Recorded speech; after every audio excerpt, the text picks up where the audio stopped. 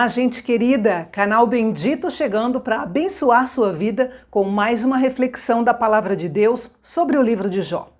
No vídeo passado, nós falamos sobre a preocupação sincera dos amigos de Jó quando foram visitá-lo logo depois das tragédias que ele sofreu e de como eles ficaram sentados ao lado dele em silêncio durante 7 dias e dos aspectos positivos da amizade que havia entre eles. Aliás, a amizade é um dos principais temas da literatura de sabedoria, tanto oriental como hebreia. Agora vamos pensar aqui um pouquinho. Se você estivesse no lugar de Jó, que tipo de palavras você gostaria de ouvir dos seus amigos? Normalmente, quando nós estamos sofrendo, nós ficamos fragilizados e tudo que nós queremos ouvir são palavras do tipo: olha, meu irmão, o Senhor te diz, não temas porque eu sou contigo, não te deixarei, nem te desampararei. No mundo você terá aflição, mas tenha bom ânimo, porque grande será a tua vitória. Não é desse jeito? A gente quer ouvir palavras de consolo, palavras de conforto. A gente quer que as pessoas se solidarizem com a nossa dor. Pois é, o problema dos amigos de Jó era que eles queriam achar uma explicação adequada para a situação que Jó estava vivendo. E por causa disso, eles revelaram uma tremenda falta de sabedoria, falta de psicologia e falta de, principalmente, misericórdia. Eles eram homens, assim, de muito conhecimento e por isso eles fizeram os seus discursos usando argumentos filosóficos e teológicos. Acontece que tanto a filosofia quanto a teologia deles, no caso, eram equivocadas e eles acabaram causando um enorme mal-estar a Jó, além de cometer muitas injustiças contra ele com os seus argumentos. Mais ou menos 80% do tempo de leitura do livro de Jó é gasto no diálogo entre ele e os seus amigos. Ele fala e os seus amigos reagem. E o tom da conversa vai subindo e em pouco tempo nós vemos um embate teológico acirrado. Mas por que isso? Se Jó estava sofrendo e os amigos tinham boas intenções de dar consolo a ele, então por que a briga? Os diálogos que aconteceram entre eles revelaram um choque entre teologias. A palavra teologia pode assustar muita gente, como se teologia fosse uma exclusividade daqueles que fazem seminários. Mas no fundo, a teologia é um dos assuntos mais fascinantes que existem. Veja só, quando uma pessoa pensa em como Deus governa o mundo, como que ele se relaciona com o homem, ou como será o encontro entre o homem e Deus após a morte, esses e outros pensamentos do tipo são perguntas teológicas. E quando a pessoa tenta achar as respostas para essas perguntas, o que ela está fazendo? Teologia. E como algumas respostas não são claras na Bíblia, surgem então as teologias diferentes, ou seja, formas diferentes de ver ou interpretar as ações de Deus para com a humanidade. E a questão se complica ainda mais quando duas pessoas com teologias diferentes discutem, porque aí o choque é simplesmente inevitável. Quanto mais importante for o tema em pauta, maior será a intensidade do debate. E o mais comum é que, ao longo do debate, a razão se perca e o partidarismo comece a imperar, cada um, obviamente, puxando para o seu lado. O debate normalmente começa com uma questão neutra, mas em pouco tempo a agressão verbal passa a ser algo pessoal. E nessa situação existe ainda o agravante de que a teologia das pessoas envolvidas no debate nem sempre está fundamentada. Elas podem impor uma teologia que se baseia mais na opinião pessoal, no seu achismo, do que de fato no conhecimento. E aí então está montada a confusão. E foi exatamente isso que aconteceu entre Jó e os seus amigos. Ele abriu o coração e desabafou tudo o que ele sentia a respeito de si mesmo e a respeito de Deus. Ele não usou máscaras de santidade e nem usou um filtro religiosamente correto para as palavras que ele falou. Ele simplesmente falou. O que saiu da boca de Jó foi a verdade nua e crua sobre o que ele estava realmente sentindo naquele seu estado lastimável.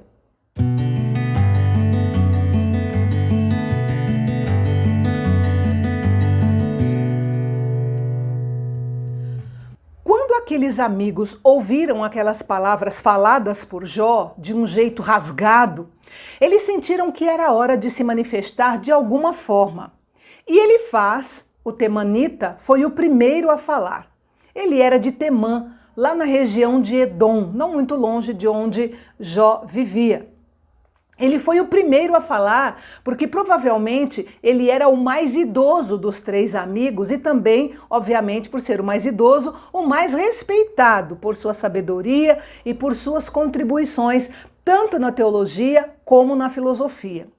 Elifaz pensava que tinha as respostas e que ele iluminaria o pobre Jó com as suas sábias palavras. Esse é um comportamento típico de uma pessoa dogmática, de uma pessoa radical. Ela acha que é a salvadora da pátria, que ela tem as respostas que todos estão precisando. Elifaz começou a sua fala de um modo positivo e até amável. Ele disse mais ou menos assim: Jó, será que eu posso dizer umas palavrinhas sem você se aborrecer? Aqui não nos dá a entender que ele tinha a intenção deliberada de iniciar uma discussão acadêmica. Acontece que, algumas vezes, a origem das aflições é um enigma e parece que Elifaz não incluía enigmas na sua teologia. Ele pensava que podia resolver qualquer problema voltando-se para algum capítulo e versículo dos seus livros de sabedoria.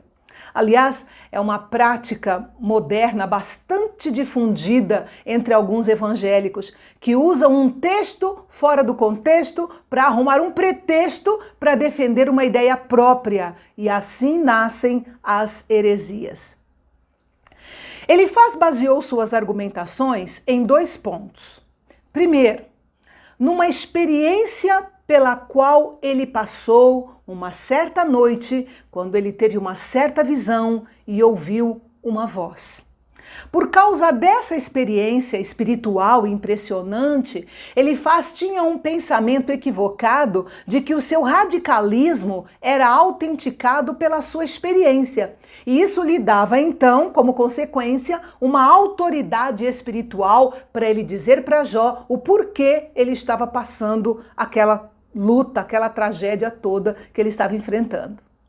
Infelizmente, nós temos muitas pessoas assim nos nossos dias, que pensam que são mais espirituais porque tiveram uma visão do sobrenatural ou mesmo uma experiência sobrenatural. É claro, é lógico que essas experiências não devem ser desprezadas. Eu, pessoalmente, creio totalmente nas experiências sobrenaturais e já tive algumas experiências sobrenaturais. A questão é que essas experiências deveriam tornar a pessoa que passa por elas, né, uma pessoa mais humilde e não fazer com que a pessoa se sinta assim super espiritual, no sentido de achar que a sua experiência pessoal deva ser seguida por todo mundo ou deva ser tomada como uma autenticação para as suas crenças, muitas delas crenças pessoais. E além do mais, as experiências sobrenaturais devem estar em concordância com a palavra de Deus, senão elas perdem o seu valor. E é aí que entra então a necessidade de discernimento espiritual para que não haja qualquer tipo de equívoco. O segundo argumento de Elifaz baseava-se nas suas observações pessoais sobre a vida. O problema de argumentar com base naquilo que nós observamos é que as nossas observações são extremamente limitadas. E além disso, ao contrário de Deus, nós não somos capazes de enxergar o que há no coração das pessoas e determinar quem é e quem não é reto diante dos olhos do Senhor. Elifaz concluiu de uma forma muito radical que, se Jó estava passando por todos aqueles problemas, ele próprio era o culpado, porque havia pecado contra Deus. Por isso, o melhor que ele tinha a fazer naquele momento era se arrepender dos seus pecados e pedir a Deus que o perdoasse, para que ele pudesse então ter todos aqueles males afastados de si.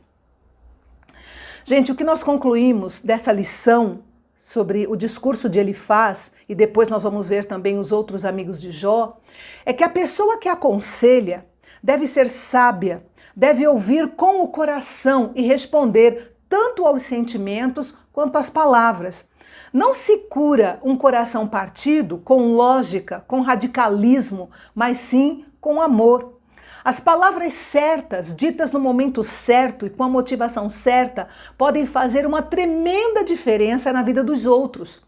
As nossas palavras podem sustentar os fracos, podem encorajar os abatidos, mas também podem ferir os quebrantados e ser mais um motivo de dor para aqueles que ouvem aquilo que nós dizemos. Então, nós devemos ter cuidado com aquilo que falamos e o modo como nós falamos, para que nós sejamos bem compreendidos, bem interpretados.